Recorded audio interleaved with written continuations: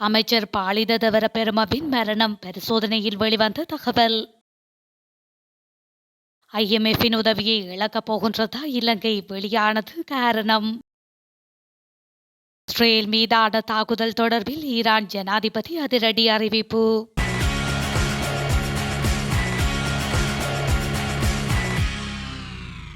ஸ்ரீலங்கா அரசாங்கம் தனது மக்களுக்கு நன்மை பயக்கும் ஒரு ஒப்பந்தத்தை செய்து கொள்ள தவறிவிட்டது என ஐக்கிய மக்கள் சக்தியின் நாடாளுமன்ற உறுப்பினர் ஹர்ஷ டி சில்வா தெரிவித்துள்ளார். இலங்கை அரசாங்கத்தின் கடன் மறுசீரமைப்பு செயற்பாட்டில் வெளிப்படைத்தன்மை இல்லாதது குறித்து ஏற்கனவே சம்பந்தப்பட்ட பங்குதாரர்களுடன் சந்திப்பு ஒன்றுக்கு கோரிக்கை விடுக்கப்பட்ட போதும் அதற்கு அரசாங்கம் உடன்படவில்லை என்று அவர் தமது ஏமாற்றத்தை வெளிப்படுத்தியுள்ளார். அத்துடன் தனியார் கடன் பத்திரதாரர்களின் தற்காலிக குழு உறுப்பினர்களுடனான ஆரம்ப பேச்சுவார்த்தைகள் முடிவடைந்ததாக இலங்கை அறிவித்துள்ளது. அந்த அறிவிப்பின் விடயங்களை ஆராய்கின்ற போது அந்த பேச்சுவார்த்தை தோல்வியில் முடிந்துள்ளமை கவனிக்க முடிகின்றது. ஒரு மோசமான ஒப்பந்தத்திற்கு உடன்படுவதை விட விவாதங்களிலிருந்து விலகுவது நல்லது என்பதை தாம் ஒப்புக்கொள்வதாக ஹர்ஷ தெரிவித்துள்ளார். எதிர்வரும் ஜனாதிபதி தேர்தலில் பொதுஜன பெரமுன கட்சி சார்பில் வேட்பாளரை தெரிவு செய்யும் முழு பொறுப்பும் முன்னாள் ஜனாதிபதி மஹிந்த ராஜபக்ஷவிடம் ஒப்படைக்கப்பட்டுள்ளது.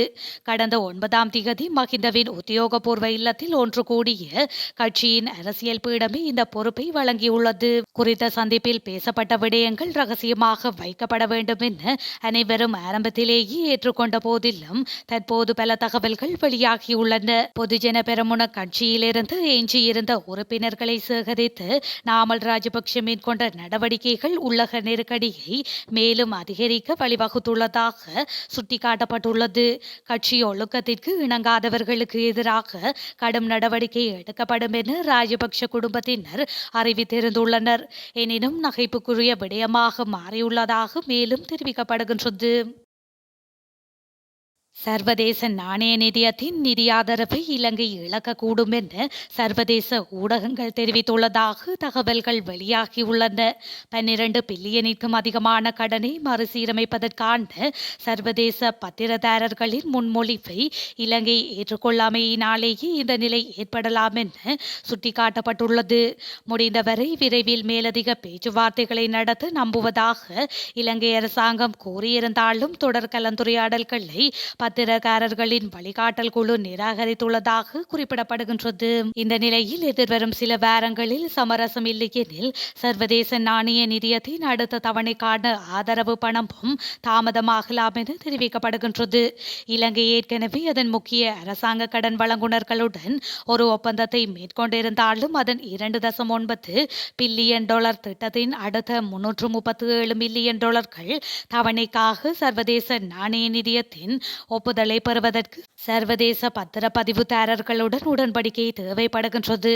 மேலும் பத்திரதாரர்களின் முன்மொழிவுகள் அடிப்படை அளவுருக்கள் சர்வதேச நாணய நிதிய திட்டத்துடன் பொருந்தவில்லை என்று இலங்கை அரசாங்கம் தெரிவித்துள்ளமை குறிப்பிடத்தக்கது. ஸ்ரீலங்கா சுதந்திர கட்சியை ஐக்கிய தேசிய கட்சியுடன் இணைப்பதற்கு சிலர் சூழ்ச்சி செய்தாலும் அக்கட்சி ஆதரவாளர்கள் இடமளிக்க மாட்டார்கள் என்று சுதந்திர கட்சியின் பதில் பொதுச் செயலாளரான நாடாளுமன்ற உறுப்பினர் துஷ்மந்த மித்ரபால தெரிவித்துள்ளார். இது தொடர்பில் ஊடகங்களிடம் அவர் மேலும் கூறியதாவது: சுதந்திர கட்சிக்கு இது சவால் மிகு வருடமாகும். தேர்தல்கள் நடைபெற உள்ளன. எனவே சூழ்ச்சிகளுக்கு அடிபணியாது கட்சியை நாம் பாதுகாத்துக் கொள்ள வேண்டும். சுதந்திர கட்சியை வாளுடன் முடிச்சு போடுவதற்கு சிற்சில குழுக்கள் முற்பட்டாலும் அக்கட்சி ஆதரவாளர்கள் அதற்கு இடமளிக்க மாட்டார்கள் என்று அவர் குறிப்பிட்டுள்ளார். மின்சார தாக்குதலின் காரணமாக உடற்பாகங்கள் அனைத்தும் முற்றாக செயலிழந்ததன் காரணமாகவே முன்னாள் பிரதி அமைச்சர் பாலித தவரபெரும உயிரிழந்துள்ளார். உயிரிழந்த பிரதி அமைச்சர் பாலித தவரபெருமவின் பிரேத பரிசோதனை அறிக்கையிலேயே இந்த விடயம் தெரிய வந்துள்ளது.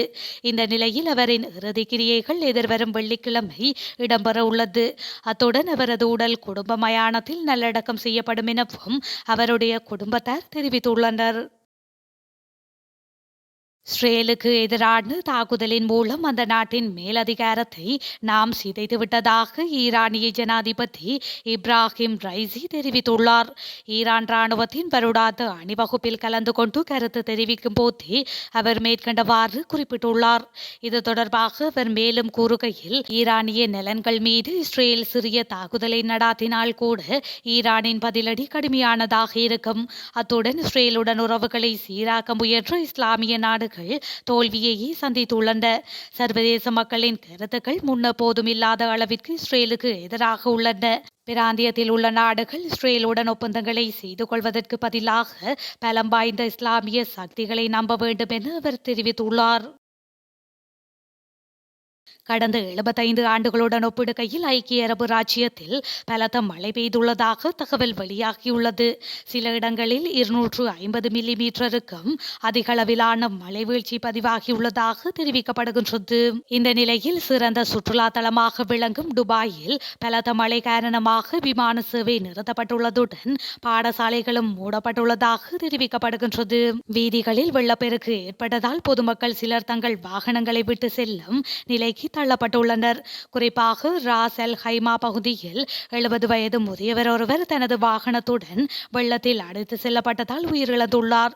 இதேவேளை ஓமானில் கனமழையால் ஏற்பட்ட திடீர் வெள்ளத்தில் குறைந்தது 18 பேர் உயிரிழந்ததுடன் அதில் பாடசாலை மாணவர்களும் அடங்குவர் என ஓமான் அரசு செய்தி வெளியிட்டுள்ளது. கத்தோலிக்க திருச்சபையின் ஊடக பேச்சாளர் அருட்தந்தை சிறில் காமிதியை குற்றப்புலனாய்வு திணைக்களத்தில் முன்னிலையாகுமாறு அழைப்பு விடுக்கப்பட்டுள்ளது. இதன்படி இலங்கையில் நடத்தப்பட்ட உயிர்த்த ஞாயிறு தாக்குதல் தொடர்பான விசாரணைகளுக்காக எதிர்வரும் 19ஆம் திகதி சிறில் காமிதியை அந்த திணைக்களத்தில் முன்னிலையாகுமாறு அறிவுறுத்தப்பட்டுள்ளது. இலங்கையில் கடந்த 2019ஆம் ஆண்டு இடம்பெற்ற உயிர்த்த ஞாயிறு தாக்குதலின் பிரதான சூத்திரதாரி யார் என்பதை தான் அறிந்திருப்பதாக முன்னாள் அதிபர் மைத்ரிபால ஸ்ரீசேன அண்மையில் தெரிவித்திருந்தார். இதனை அடுத்து குறித்த விடயம் தொடர்பில் குற்றப்புலனாய்வு திணைக்களத்தில் அவர் விசாரணைகளுக்காக முன்னிலையாகியிருந்தார். இந்த நிலையில் தற்போது கத்தோலிக்க திருச்சபையின் ஊடக பேச்சாளர் அருட்தந்தை சிறில் காமினி விசாரணைகளுக்காக குற்றப்புலனாய்வு திணைக்களத்துக்கு அழைக்கப்பட்டுள்ளார். இலங்கை தமிழரசு கட்சிக்குள் பிளவு ஏற்பட்டுள்ளதாக தெரிவிக்கப்படுகின்றது. ஜனாதிபதி தேர்தலில் தமிழ் மக்களின் திடமான அரசியல் கொள்கைக்கு தமிழ் பொது வேட்பாளர் காலத்தின் தேவை என நாடாளுமன்ற உறுப்பினரும் இலங்கை தமிழரசு கட்சியின் தலைவருமான சிவஞானம் ஸ்ரீதரன் தெரிவித்துள்ளார். கிளிநொச்சியில் உள்ள அவரது அலுவலகத்தில் ஊடகங்களுக்கு கருத்து தெரிவிக்கும் போதே இவ்வாறு அவர் குறிப்பிட்டுள்ளார். அவர் மேலும் கருத்து தெரிவிக்கையில், தமிழ் வேட்பாளரை நிறுத்துவதன் மூலம் தமிழர்களுக்கு நீதி வேண்டும், சர்வதேச விசாரணை வேண்டும், தமிழர்களுக்கு இறையாண்மை வேண்டும் என்பதை சர்வதேச ரீதியில் ஒரு செய்தியாக சொல்ல முடியும் என சிவஞானம் ஸ்ரீதரன் தெரிவித்துள்ளார். இந்த நிலையில் அவ்வாறான தீர்மானம் தென்னிலங்கையில் மீண்டும் ஒரு பிரச்சனையை எழுப்பும் என அக்கட்சியின் நாடாளுமன்ற உறுப்பினர் சுமந்திரன் தெரிவித்துள்ளமை குறிப்பிடத்தக்கது.